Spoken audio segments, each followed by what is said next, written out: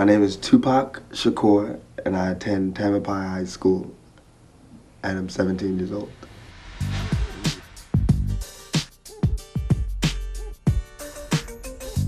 Each generation finds its own heroes and prophets. In 1996, one tattooed political poet, whose music and voice reached out to millions of people across the world, was silenced.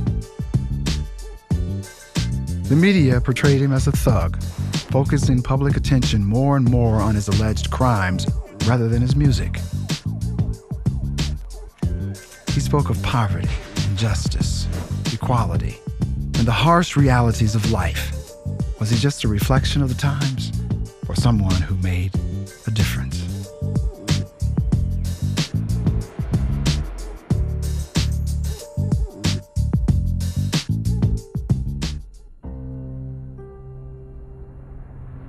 It's amazing to me that some kids think that he's still alive. It's almost funny to me, because he couldn't have been quiet this long. There'd been no way in the world he could be quiet this long. I think Tupac's alive as any one of us in the sense of, I can still feel him. He is still alive. As far as I'm concerned, you know, we don't die, we multiply. I think Tupac's here every day because I see the tattoo on my daughter's shoulder right now, and it's so lifelike, you know. The 1960s were a time of turmoil and liberation. Americans were confronted with the power of Malcolm X and Martin Luther King. One group to rise from this atmosphere was the Black Panthers. The group believed that the only way to achieve black liberation was to form a black militia armed with enough firepower to fight the oppressive white government.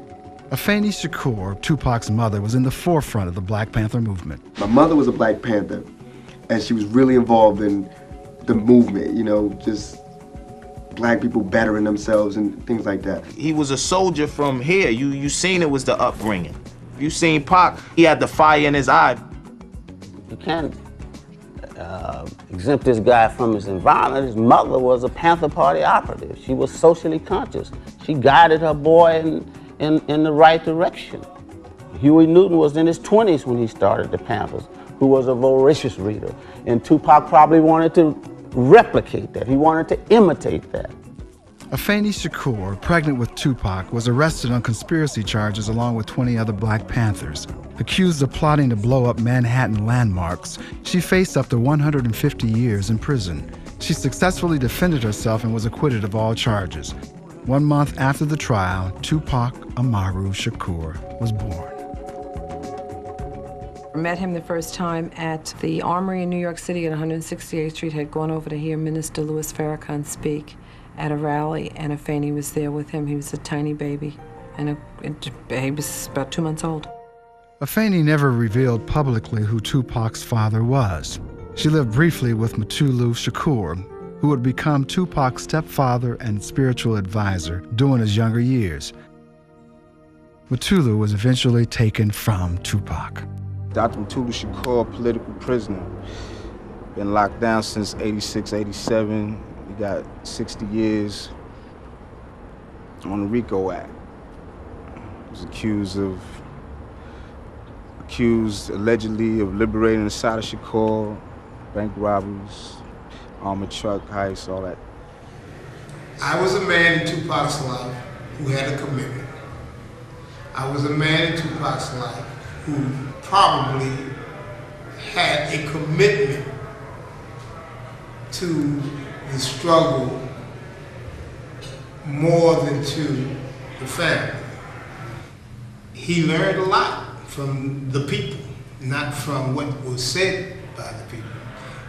He hung around with dope fiends, he hung around with gangsters, he hung around with oppressed people, he hung around with struggled people. People were struggling for things. He listened to the meetings. He was at all the meetings. You know, he was hanging. He was a part of that struggle as a young child. In 1981, the Depression was intensified, and him and Afeni, etc., had to go and run from the FBI, and the FBI would go into their schools and intimidate them and try to find out where I was at, where his aunt was at, where Sada was at. Most children don't know that. It was like I was given the responsibility before I wanted it. And so now I can't really differentiate what great responsibility is because I've had it for so long. Fanny and Pac are a lot alike, you know what I'm saying? They're very articulate, and she's a good person to learn things from. My mother taught me 3 things: respect, knowledge, search for knowledge. It's an eternal journey. That's like my haircut, the line. 360 degrees, find knowledge, always. And she taught me to not be quiet.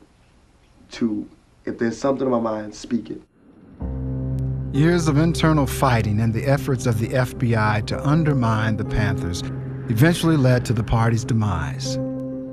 All the party members had a hard time right after the party was dissolved of getting into the workforce, and especially somebody like Afeni. You know, she ended up homeless on the streets of New York, of Boston. You know, she had a hard time. She ended up on drugs. We moved out of New York because because of my mother's choices. They figured out who she was, and she couldn't keep a job. That should be illegal. So she lost her job, and of course, we were like stranded in New York. With the dissolve of the Black Panther Party and a search for a better life, Afeni and her family left Harlem. We moved to Baltimore. Baltimore has the highest rate of teenage pregnancy, the highest rate of AIDS within the black community, the highest rate of teens killing teens, and the highest rate of teenage suicide, and the highest rate of blacks killing blacks in Baltimore, Maryland. And this is where we chose to live. So as soon as I got there, being the person I am, I said, no, I'm changing this. So I started a Stop the Killing campaign and safe sex campaign and AIDS prevention campaign and everything. Tupac auditioned for and was accepted into the Baltimore School for the Arts. Majoring in acting, he became a model student. In Baltimore, he wrote his first rap. It was about gun control and inspired by the death of a close friend. Again, looking for a better life, Afeni packed up the family and moved to California. Tupac believed leaving that school affected him so much. He saw that as the point where he got off track. And I came to California to escape that violence that I escaped New York for. Then I went to Baltimore, escaped Baltimore for, came to California. Come to Marin City, I've seen already deaths. I mean, this lady slashed a man's throat because he spit on a kid. This is Door 1, Building 89. It's in Marin City in the jungle, the J-Town. This was kind of like the place we wrote a lot of the first songs. Okay. Come and follow me with your camera, because first of all, he stayed in the living room because his sister had my son's room. Baby, this was Tupac's sister's room. Yeah, this is where we used to write all the songs at. Yeah. Sexual used to be mad because we was always. Let me tell you something. In that slide window, when his mama leave, all the girls come to the back, and he let them into the slide. Okay. So when I'm in my room, man, right here, in my bed, and something go. How was your tiny room? Sometimes here in the living room, we'll do some writing, but you know, his mama would kick us out, send us to the back. During the early days, we were broke. We wanted to be rappers, and we got befriended by a lot of people in the street life, dope dealers, pimps, all the people that you think are the wrong type of people. I can honestly say that none of those people tried to draw us into that lifestyle. So a lot of people got behind us and helped us get there. We got caught up in the whole aspect of wanting a ball, wanting to have jewelry, wanting to have nice cars from watching them. But the revolutionary aspect of it came from Tupac's mother and the things she was teaching him. He taught a lot of us. I feel like if you can't respect yourself, then you can't respect your race, then you can't respect another's race, then you can't respect, you know, it just has to do with respect, like my mother taught me. So what we're doing is starting the Black Panthers again in Marin City, just getting first teaching pride, and then teaching education, and then we'll see where it goes from there. This is the stairwell in the jungles. We used to sit right here in the hallways, smoking weed and busting raps.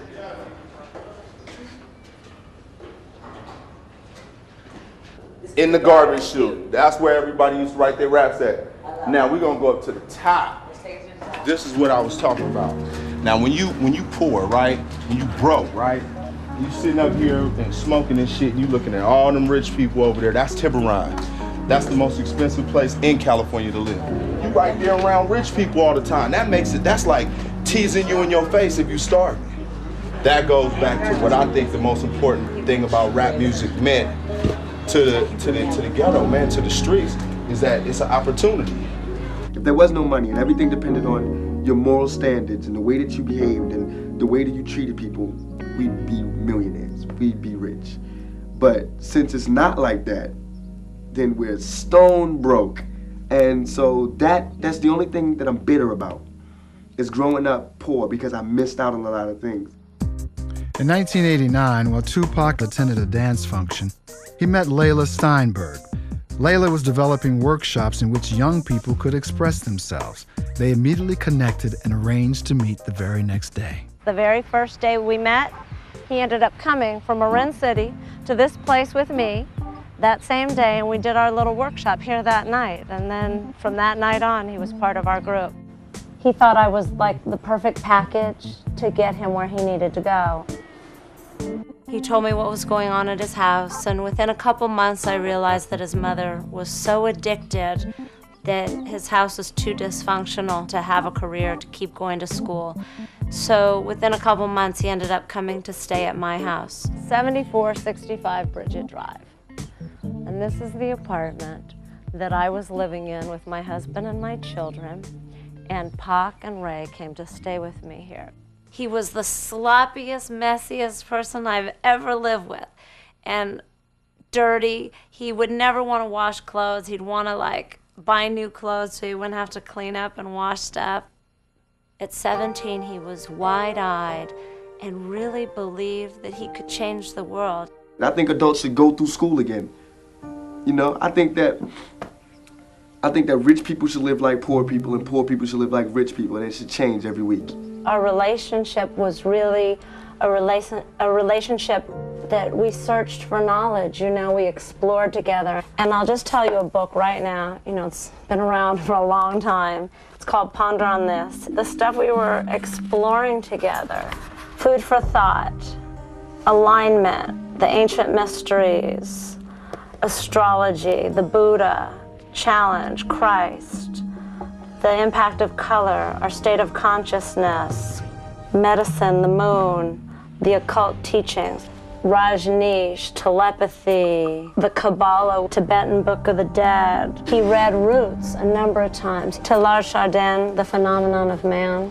And as you study Tupac's lyrics, you start to know and understand how much he incorporated his reading, even his last albums.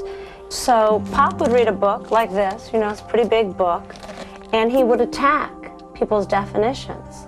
So what is cultural literacy, and who defines it? And is this white perspective, or is this multicultural perspective? There should be a drug class, there should be sex education, there should be a class on scams, there should be a class on religious cults, there should be a class on police brutality, there should be a class on apartheid, there should be a class on racism in America, there should be a class on why people are hungry, but they're not. Their classes on gym.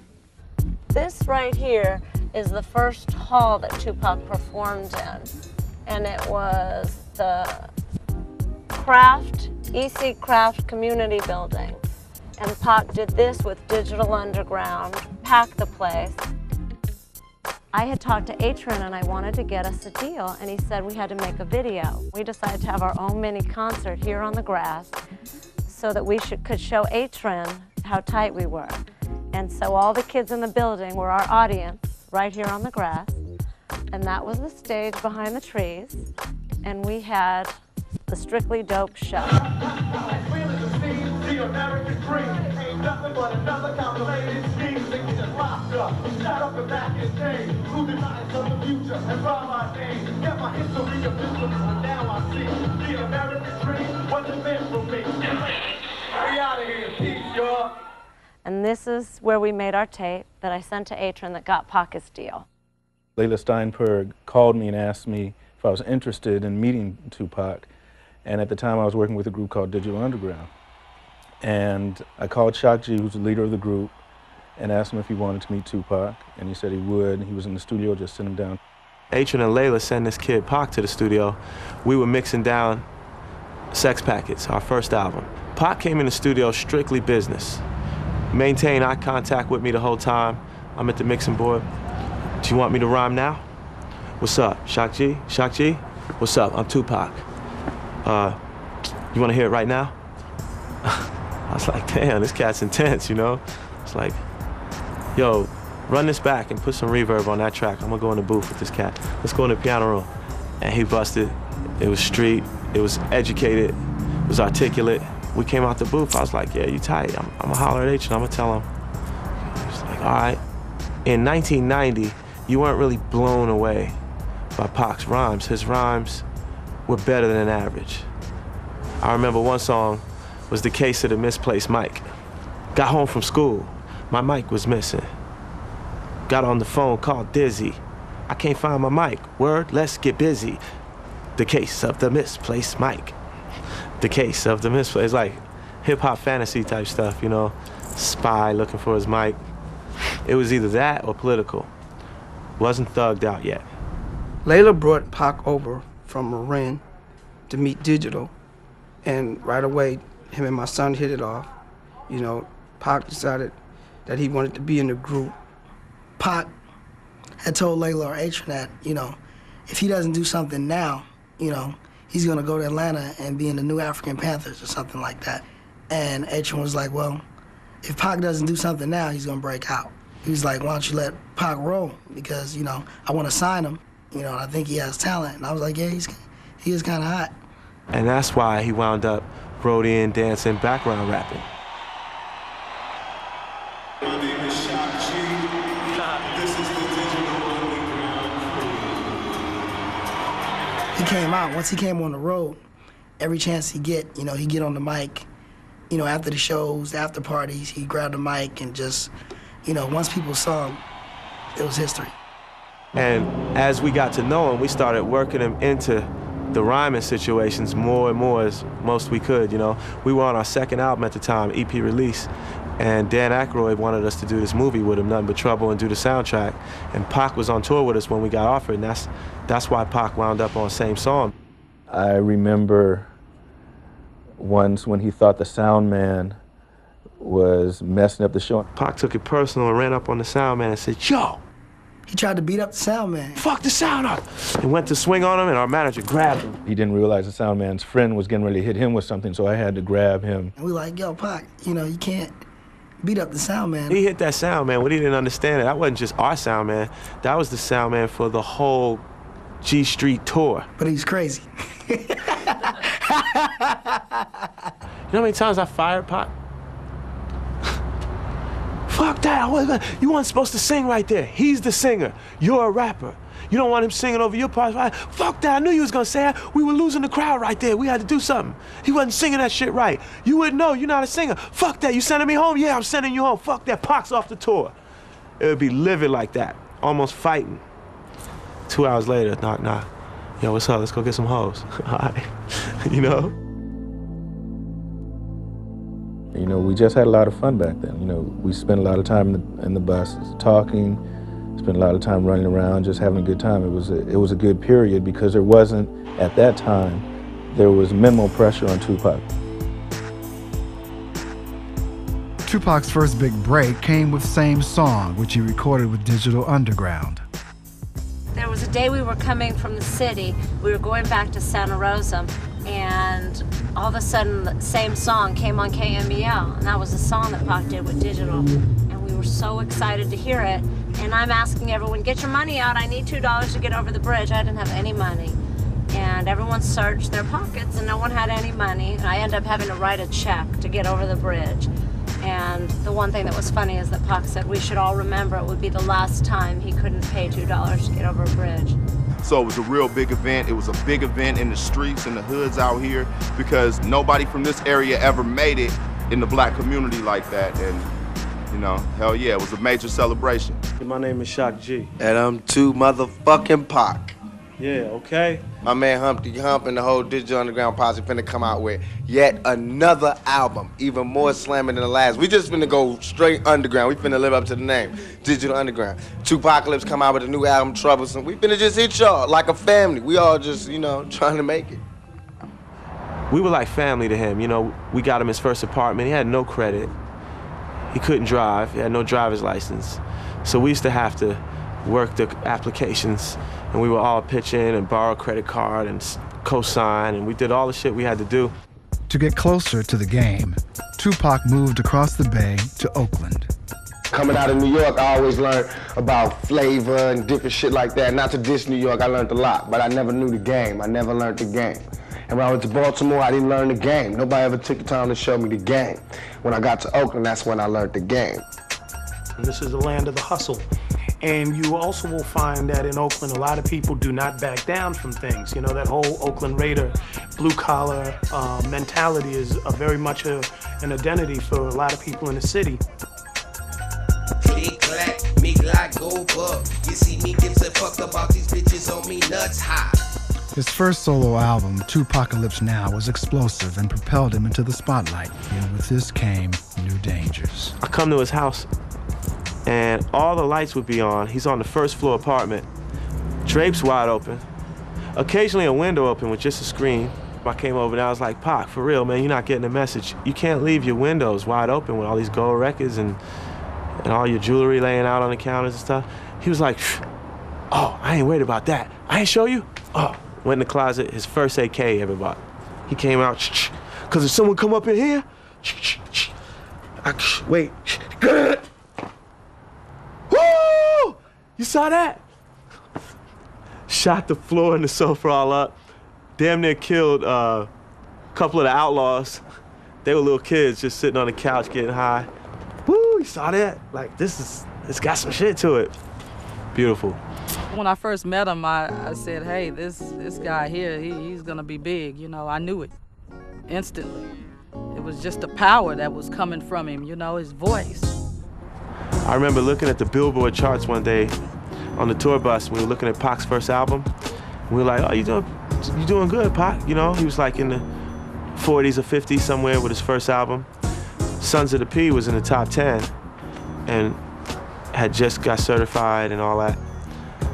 And I remember Pac storming out the room, looking at the chart, how his album went. And he just looked at me and went, if I could get a beat like Kiss You Back. Walked away. And I was like, whoa. Because usually I let him pick the tracks. He'd be like, yeah, I want this one, I want this one. But then I realized he wanted me to get involved and tell him, this is the star track. He was telling me, like, he can't pick them, just give me something hot, you know?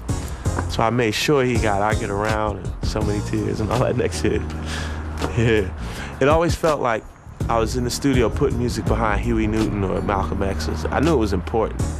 It was honor. When Pac called, you just stopped what you were doing, took all your equipment and flew to wherever he was and went in the studio. And Shock a hustler, and I'm a hustler, so everybody understand it. Ain't no one man gonna stay in one spot forever. That's a sucker. It ain't about milking off the next man. That's a motherfucking hoe. I'm a motherfucking pimp. I'm finna come up on my own. I'm gonna get my own sack. So I took what little bit he gave me and doubled up and doubled up and doubled up, and I've been doubling since. And I'm gonna keep on doubling till these niggas kill me, and that's that.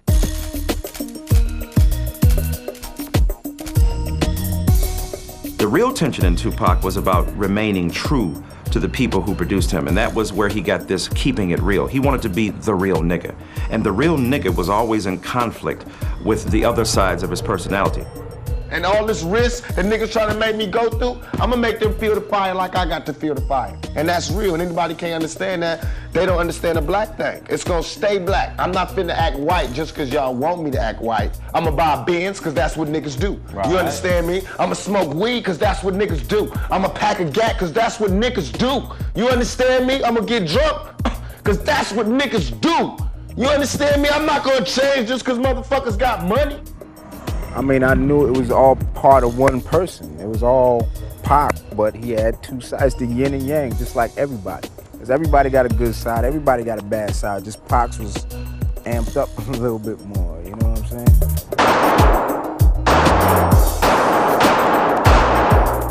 I grew up Panther-wise, you know what I'm saying? And nowadays, a nigga like, fuck that. You gotta survive. You know, I'm screaming black like the next man, but when the first shot lick off, you know, it's all good. Tupac was constantly defining and refining his political and philosophical views, always being challenged by the white ruling class. It got to the point where Tupac felt American laws would not protect him. We always had to take the route that was nonviolent, peaceful, logical, and more saintlier than every other race. You know, we could never take the stance, which was our true stance, to be straight soldiers, straight warriors, until hip-hop came. When hardcore hip-hop came, it was all right for a nigga to say, fuck y'all, you know, we gonna do what the fuck we want, you know, bang, bang, you know, it was cool for a nigga to do that. Thug life became the ruling philosophy. How could he unify and service the people while protecting their culture and way of life, which was not being represented by any policymakers in Washington? That's what I like about Tupac. He said he was for the thugs. He didn't just mean people who beating women up and people who stealing. He meant a thug, T-H-U-G-L-I-F-E, the hate you gave little infants, F's everyone. He meant by nigga, N-I-G-G-A, never ignorant getting goals accomplished. Thug life is just the life of the streets and what, quote unquote, America think of the minorities. America was built to murder. You know, you can ask the Indians that, so we don't even need to talk about what he created. You know, he ain't killed nobody, so he couldn't have did nothing. They ain't number words. Yes, I am gonna say that I'm a thug. That's because I came from the gutter and I'm still here. I'm not saying I'm a thug because I want to rob you and rape people and things. I'm a businessman. I mean, you know I'm a businessman because you find me at my places of business. He felt that there was no greater pain in this country at this time than the pain of Black America. It wasn't a manufactured image. When Pac became Thug Life, the embodiment of Thug Life, when he shot those cops, there was nothing manufactured. There was his diving into who he felt he was a voice for. This is 10 millimeter, but I'm loading it with 40 millimeter bullets because of the work. Watch. And I feel as though everything I rap about, shit, anybody can check my card on it. And I got to be able to show and prove whenever somebody want to pull my card on it.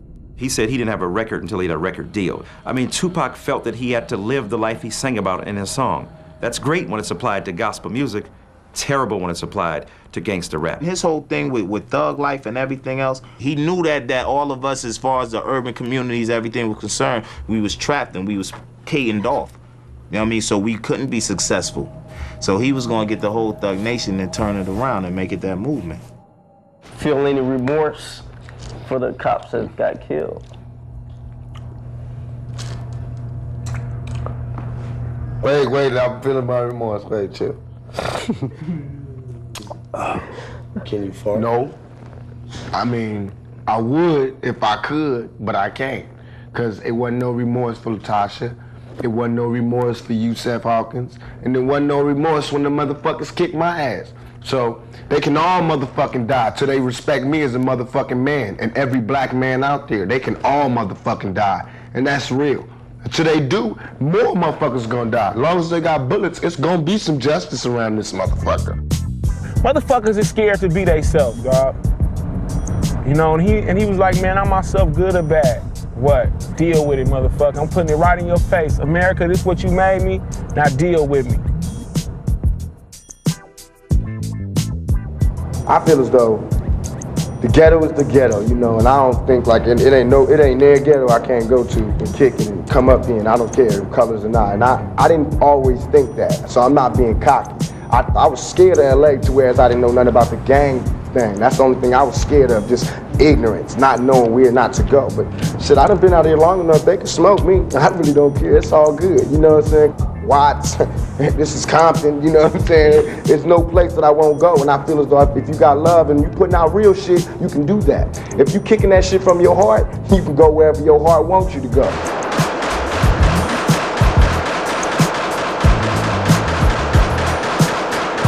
You damn right we gonna represent the hood. We about the ghetto.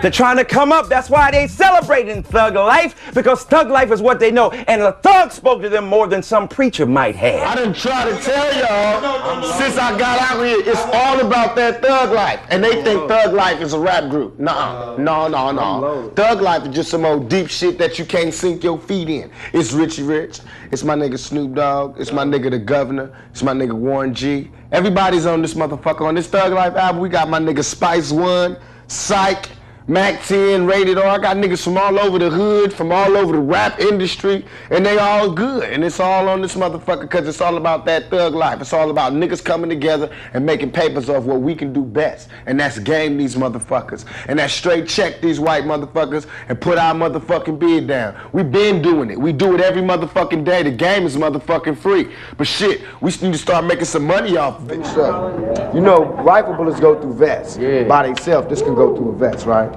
So by me having a hollow point on it, you know, a hollow point will make it expand. It'll go through the vest and then expand. Yeah. You know, that's for niggas that be wearing vests like me. Now, I call this one for the public. If they ever come get me for some bullshit and I don't want to go to jail, which I don't, I got this phobia. I ain't going to jail. Not unless I want to. Not unless I did something, I'll go. But I ain't finna go for nothing, you know what I'm saying? So if they come for me, I'm putting a 90 rounder in. Come here, Chief Gates.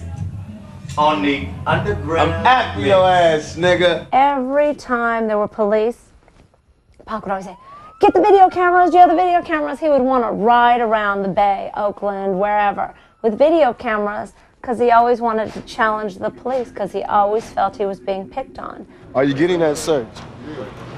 There's another police approaching. We now have 4 cars. Sorry, people, they have OJ in the back. We now have 4 cars at the scene, ladies and gentlemen, for this one stop. We have 4 cars. We heard a knock on the door, and I was like, oh God, the cops are here again. So I go and I open the door. I was like, yes, officer. And he said, we've had more complaints. The music is too loud. And so I was like, I'm sorry, I apologize. I didn't want any problems. And here comes Pac over my shoulder, really sarcastic. Oh, what's up, officer? You have problems? The neighbors' rock music is just as loud. You don't give them shit. And I was looking at him like, please don't start any more problems. I keep having problems already, you know, ever since you got here. So he was like, well, officer, stay right there. Don't go. I want to change the volume and make sure that you think this is okay. So he runs over to the stereo and he puts NWA, Fuck the Police. And he turns the volume up just loud enough, but not too loud for the officer to stand at the door and listen. He was like, listen, you know, officer, let me know if this is too loud. Okay. Where else can a nigga go right up to the camera and just be like, fuck all y'all? Yeah. Okay. In a relationship with the police that was strained, Tupac often found himself at odds with law enforcement. In Oakland, he was beaten by police officers who did not believe him when he stated that his name was Tupac Shakur. And in Atlanta, he shot 2 off-duty police officers in self-defense when he stopped to intervene in the harassment of a black motorist. During the trial, it was discovered that the arresting officers had been drinking and had initiated the incident. When the prosecution's own witness testified that the gun used to threaten Tupac had been seized in a drug bust and stolen from the evidence locker, criminal charges were dropped. The left upper side of the face and the upper head, and this whole side, he dead. As an artist of just 21, Tupac began to create an incredible amount of material, more than some create in a lifetime. Things were changing rapidly around him, and he wanted to capture it all. Something happened to him, he wanted to write about it right there on the spot. And then he write it. Man, how does it sound? And you know, usually when you're saying your raps, you're kind of like saying your rhymes and saying it and kind of figure it out. Right after he wrote it, he would say it just as loud and passionate as if he was in the booth. And be sweating and spitting. And I'd be like, that's dope. You know what I'm saying? Pac's like, I gotta get this shit off my chest. Whether it comes out or not. That's why he has stacks of poetry. That was his vent. That was his air. That was his oxygen. No changes, revisions. He would just scrap it and do a new song. He just poured it out. It's more like a jazz improvisationalist. He came in there and said it, how he felt it. And he's gasping for air. He's got a joint in his hand. He's smoking weed and cigarettes and Newports all night. So he's missing words here and there. So the way he would do it, it was like a dotted line principle. When he would gasp for air and miss a line, on this track, maybe it caught that word. And on this track, so he would triple his vocals to make sure every word was said. You know, I get there about an hour or two early or whatever, and I'll just, you know, have the track ready. He walks in, here's the beat. Give me a pen and pad, give me a pencil. Come on, give me a pencil. That's how he was. I know exactly what I want to do. That's how Pac was. Like, I know what I want to put on tape. Let's go for it.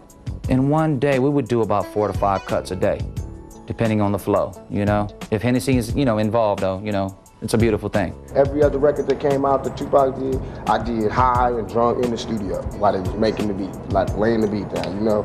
And that's why I be sounding hella sloppy, you know what I'm saying? But that song, it'd be like, fuck it. I feel as though, you know, niggas drunk and high when they listening to it. This is Me Against the World right here, which sold over 2 million copies. A song that was on there, man, was Death Around the Corner. You know, he predicted his own death, man. This is All Eyes on Me, which is like definitely a huge, huge classic album. You know what I mean? That's a big one. This is the cut, How Do You Want It, that I did, you know what I'm saying? Which is a big one, a huge, huge record. Thug Life, this is where we all started though. Me, Tupac, Syke, Mo Preem, everybody, Rated R, everybody, man. We were doing our thing. This is like when I first met him. Thug Life. I was the music man, Pac was the lyric man. We were LA and Babyface all the way. Constantly writing, constantly working. From the studio straight to the set, out of town, straight to the commercial he had to film, straight back into the studio, straight to those cats' studio he promised he'd go by. Doesn't really want to go over there, but he knows how much it'll mean to them. Tupac Shakur was the hardest working man in hip hop, hands down. His work proves that. Since he's died, more work's come out than before he was alive. Everybody be ready to go to sleep, Pac will still be working, you know. Let's go, let's go, let's go. Smoking a blunt, you know, it's just action, let's go. We in, it's like we in the door now, keep mashing, and success is not a faithful girlfriend. Biggie Smalls, when they were friends before they became mortal enemies, said he went over to Tupac's house one day, and he said he went to visit him. Tupac went to the bathroom and came back. He said the man had written 2 raps. All of the Biggie versus Pac heads. First of all, Biggie's gonna win hands down when you're talking flow. Strictly from a rhythm standpoint, Biggie is a swinger. He swings like a horn player over jazz. B-I-G-P-O, P-P-A, no info for the D-E-A. He put more emphasis on the He's just spelling his name. When people say Pac is the best rapper of all time, they don't just mean he's the best rapper. They just mean what he had to say was most potent, most relevant, and that he was the better human being. Tupac pulled from Martin Luther King, Malcolm X, all the good speakers. Even though you was a crack fiend, mama, you always was a black queen, mama. It's like pouring those words out because you mean it. And I be picking up the slack. It's time for the apocalypse now to grab the cat, rip the track. Cause it's all about making money, ain't a damn thing funny. What be up, sonny? I be like all in my business. Time to hit that shit. I'm ripping up the track cause I be down with the click and all my niggas in the house. Pac rhymed from the pit of his stomach. Humpty Hump and Slick Rick rhymed from the nasal palate. Nas rhymes from the back of his throat. Pac rhymed from the pit of his stomach. You know what I mean? He was singing it out. So if you listen to that, there wasn't many rappers doing that.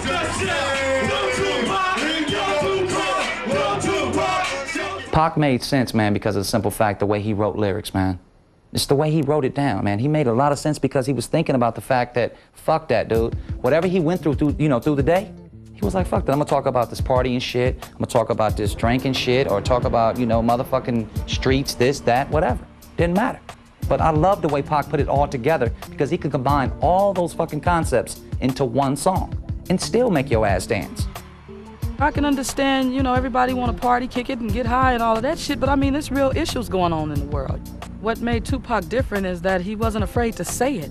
I haven't seen nobody that was just ghetto-fied at the same time, articulate, and just be able to maneuver them words and vocabulary just expand to where you just be like, damn.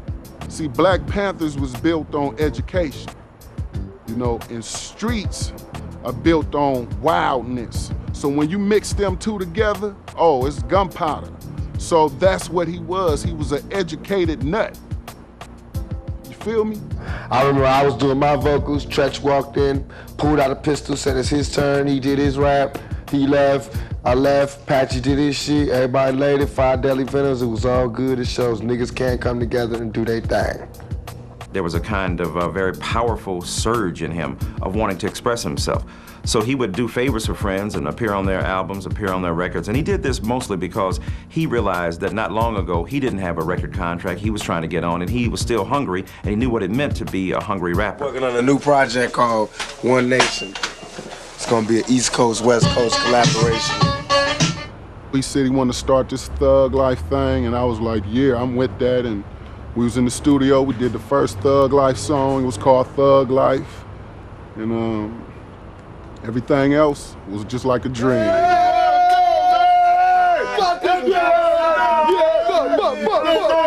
Idi Amin, Outlaws, Machiavelli trained soldier in the flesh.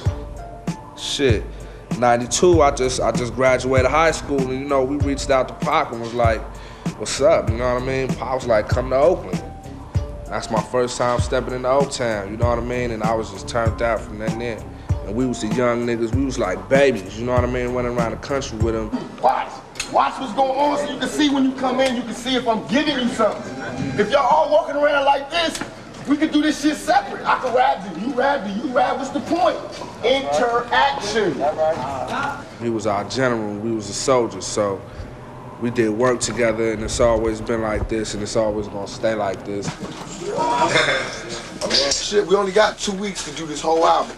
Complete it, mix it down and everything. We don't have time or the luxury to spend all of this time doing one song. We don't have it. We gotta somehow find a way that we could double up on it. Cause I did my whole album, I know it ain't all of that, but I did my whole album like 3 songs a day. Cause I was just laying it, rocking it, then getting off. You can mix it later and have niggas that love being in the studio all night, just adding a drum beat at a time and shit. You can do that after the rappers leave and shit. There's niggas that love being in the studio that just love listening for the right kick. But for while we in here and you got like 8 rappers here and everybody drinking and smoking and shit, man, get that beat popping, throw them niggas on the track. You catch everybody freestyling, throw them niggas on the track. Boom, that's the name of the song is whatever this nigga said his last word was. We do it, put it down. Then after we finish, we walk out, everybody be here and listen to it. Be like, this the hook, we go in there and lay the hook. If we don't like that hook, the nigga lay another hook, come back out here, you know, raise scratches or whatever. That'd be the song. Along with the music came other avenues of expression. Tupac had always been an actor, and now Hollywood was opening up its doors.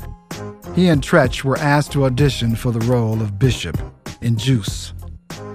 And like I went up in there, I'm reading lines like, yo, you know, I'm explaining, like reading it basically, I know it a little bit, but I'm, you know what I mean, not know. He went up in there, yo, fuck that, I'm telling you, you gotta learn to say, you gotta put it down the streets, you go, yo, I heard, I'm like, yo, you better get this motherfucking role, I don't even want it no more.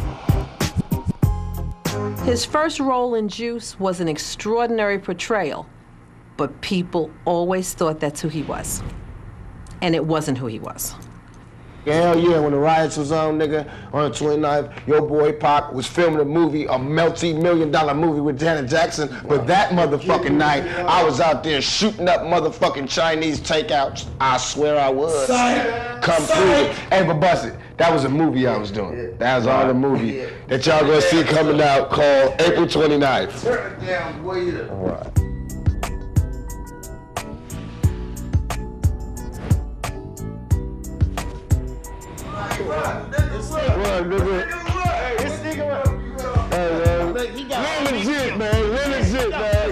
Pac was, man, enjoying what every man wants to enjoy. Every man, every woman. And that's called success. You know, when you get it, you gotta enjoy it to the fullest. You're not promised tomorrow. So let me drive this nice fancy car. Let me sport this nice jewelry. Let me do this. Let me, have about, a couple of G's in my pocket. Pac did what he could for people to say, hey, come on, man. Come with me, man. I'm gonna go do this rap thing. I'm gonna go do this music thing. You wanna roll with me? Roll with me. You wanna fall off? Fall off. He either ended up in jail or ended up dead, one or the other. But he did what he could for his homies, though. He felt guilty about his success, which made him work even harder. And the guilt he felt was because he was reared in a household that taught him, you are to be for the community, and even the material goods you have should be sacrificed for the larger political goals of black people in America, many of whom don't have what you have. This is a big question. No one's been able to answer it, and this is staggering. How can Reagan live in the White House, which has a lot of rooms, and there'd be homelessness? And he's talking about helping homelessness. This is what I mean about practicality. All right, if there's someone homeless in Washington, D.C., if there's homelessness, and he has the White House, which has 1,000 rooms, why can't he take some of them people off the street and put them in his White House?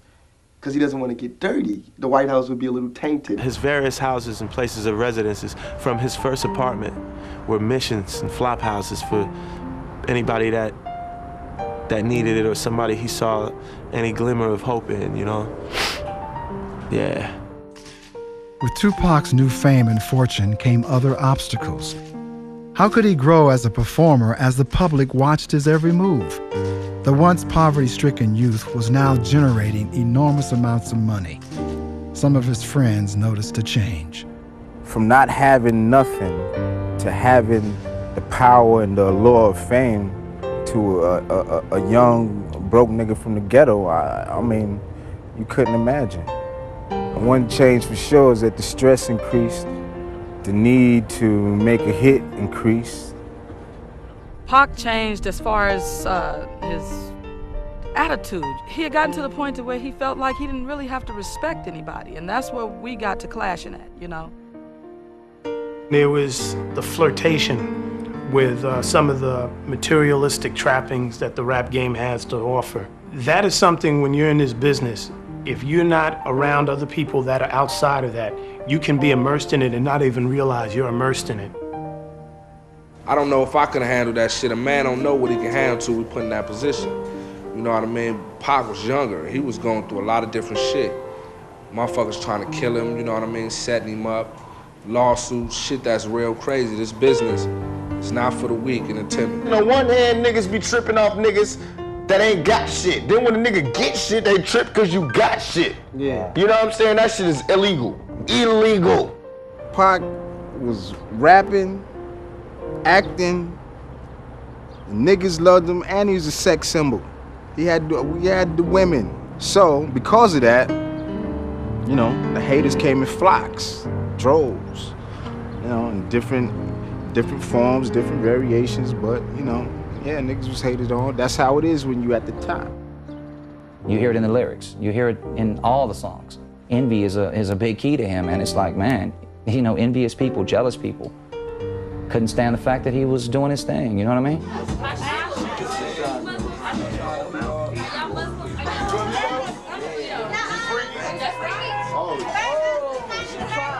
He was staying in the city. And so we went, hung out, whatever, got to find a couple of chicks and everything, went back to the hotel. So we got a double room. I had my room, he had his room, whatever. So we was up in there, everything. I mean, I had a little video cam and everything. So me and my little chickie, we taping shit and everything and, you know, getting all wild and everything. So Pac in the other room and the door like cracked. So I'm like, shh, telling my little thing, shh. So I go up in there and start taping it from the door. So I'm taping them up in there. So he just banging it out on the bed, banging it out. So I'm taping, then I hit the door. I'm trying to get close. I go, boom. And they both get up. He like, man, what the fuck is you doing, man? I know you ain't out here taping this shit. What the fuck? Yo, you got it. I'm like, yeah, I got it. Man, what the fuck is you doing, man? Don't be coming to this motherfucking taping no shit, man. Man, turn this shit. Give me this motherfucking tape. You got it. All right, keep it. You go back up. Can't believe this motherfucker come up in here tripping. I had to teach my motherfucking self how to be a man. You understand me? And I'm still learning. But there can't a motherfucker out there tell me shit. Cause I was on welfare, started with nothing. Now I got a little bit of something. I'm on the bright screen. I'm on videos. God damn it. That's why I act like this. He was the happiest when he was with his niggas. You know, like we all are. We happier when we with our niggas because, you know, we can be ourselves and, you know, we just love niggas. He was at the top of the game, and I was like, damn, Pac, finally somebody from our crew or somebody I know made it to where we always said we wanted to make it to, but he was not content. He wasn't satisfied, or that's where he wanted to stop at. This might be no role model type shit, none of that, but goddamn, ask yourself, ask your mama, ask your daddy, ask your auntie, ask your uncle. You smoked weed before, didn't you? You smoked crack before too, didn't you? I'm a role model though. Well, Pac never did nothing but smoke weed. That's it. He never fucked with that old bullshit. So give me my motherfucking propers and don't sweat me when I'm blunted like a motherfucker. He couldn't function sober. He didn't like to anyway. You know, had to be some weed there, had to be some Hennessy, had to be some drink, had to be something going on. If he wasn't high, he had to be doing something that was a lot of fun. And he wasn't so happy. A lot of his laughter was forced. You know, you can hear it, Death Row. You know, listen to him laugh. He's not laughing. He's putting it on. It's forced laughter. All of those records, all he's talking about is the pain. Mainstream America was not ready to hear the true realities that resonated in Tupac's raps. Tupac was America's wildest nightmare. Please, outspoken, totally uninhibited, knowledgeable. It's ironic, too, because you can't sell that many records unless you've got a huge white audience, you know. So, in reality, more white people are buying the records than black people. He not only scared white America, he scared upscale black America because it made them have to remember where they came from. He opened up doors and windows that I'm sure caused a lot of pain and grief for a lot of people. Tupac was from the days of the Black Panther Party. You know, people are still frightened of the Black Panther Party. Tupac had an African name, Tupac Shakur. People had no idea what that meant. A lot of people didn't even know he was named after a Peruvian revolutionary. White kids could dress and act like niggas, because all they got to do is go get 10 tapes. And after they study them 10 tapes, they got the fucking Hood 101. I think a lot of young kids, a lot of young white kids would be like right with Pac, you know, because I think his personality was such that he was gonna make them see what the real truth was. As long as they got bullets and 2-inch tape, there will be justice out this motherfucker. To me, he's an activist. He was an activist, an activist, an activist. He wasn't just no rapper, he was an activist. We always needed a cause to fight. You know what I mean? So whether him coming up and wanting to fight the powers that be and make things better for black people. This ain't no democracy. Pac knew that the elite was paying the government. The elite owned the government, owned the president, everybody else. Pac was talking about that shit and they didn't want to hear that shit. They didn't want no young black brother telling these black people in the ghetto that your strings is being pulled by a committee of 300. White people got you believing just because I'm telling a nigga to stop getting his head kicked in by the police, to take the gun he would use to shoot his brother in a second and kill the motherfucking cop that's killing you, your family, and everybody else on the block. You know what I'm saying? Kill that motherfucker. That is not insane. That is sane and straight like a motherfucker. That's positive, like a motherfucker. There was a state trooper who had been killed in Texas, and the young black man who killed the state trooper claimed he was listening to a Tupac song at the time that this happened. And they mentioned his name at the Republican convention, and it totally freaked him out. He couldn't believe that somebody who was going to run for president of the United States was talking about him and his lyrics with all the problems this country had. So I mean, goddamn, the vice president talked about me, a young nigga from the hood. He know me, he want my shit up off the shelf. You know why? Because my shit is different than the next man. My shit be telling niggas to off these old punk motherfuckers. My shit talk about swinging back. They know the difference between mine and the next man. So that's why they came after me. All they try to do is censor the young. The young ain't gonna hear that. 18-year-olds that's going into the workforce ain't got a workforce right now.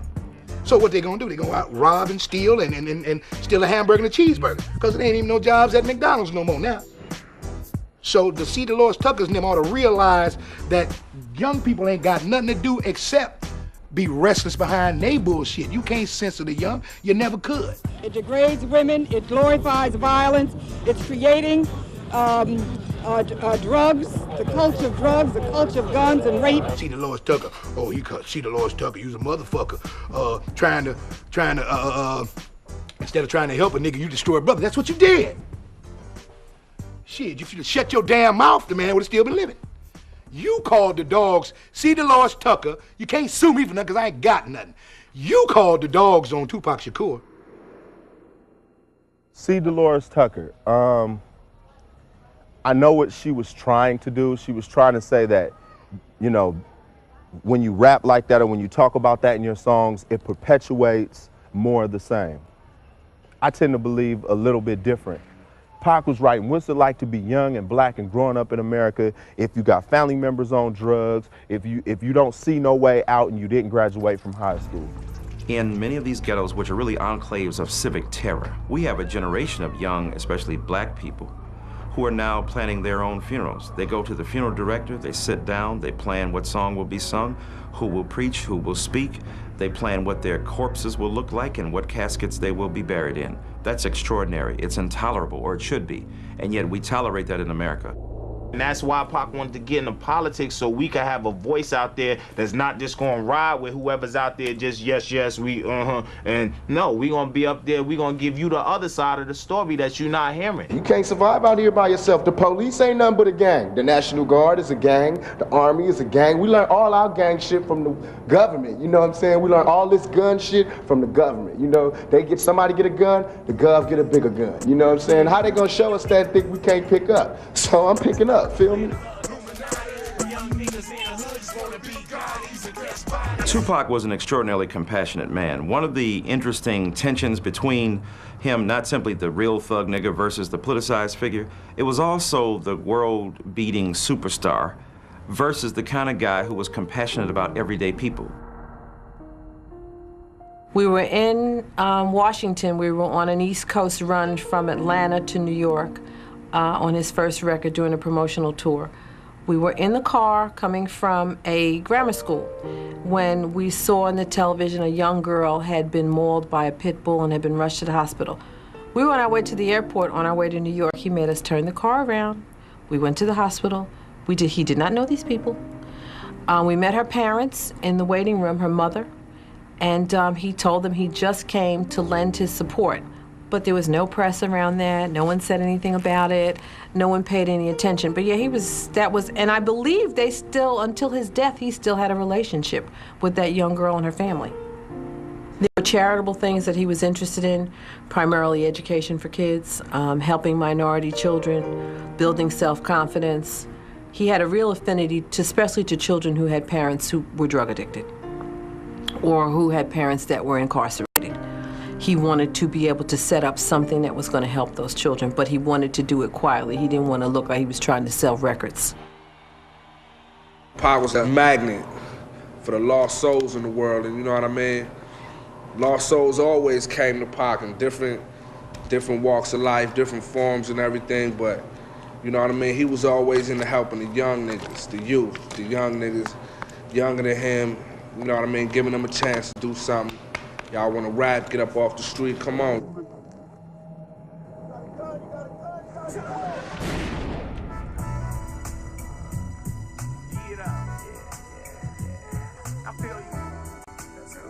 Imagine being a young cat in high school, you know, you got a record out, and you know, it's a cool record, and then you got like the hottest rapper in the world telling you like he gonna do the video for you, and you going to school telling your friends that. I mean, people couldn't believe me. And then just working with him was like, I mean, it was a experience that even now I think about like, man, why was I so blessed? Like all my family came out here to LA. We stayed out here, and you know, he had everything set out for us. And there's a lot of people from that video that's no longer here. So like, you know, I remember that day, and I remember just all those people is not here no more being there, and we were just all really happy. I worked with him in the studio, and he was just like, straight business. Get in there, do the job, we can kick it later. And as far as when we did the video, it's the same type of thing. You know, he knew what he wanted, and he went after it. All right, do this, do that. Trust me, I got you. Man, and I did it, and it was like, to date, one of my best videos. My name Mac Mall, man. Hey, yeah, hey, you know what house it was? Oh, man. Just chilling.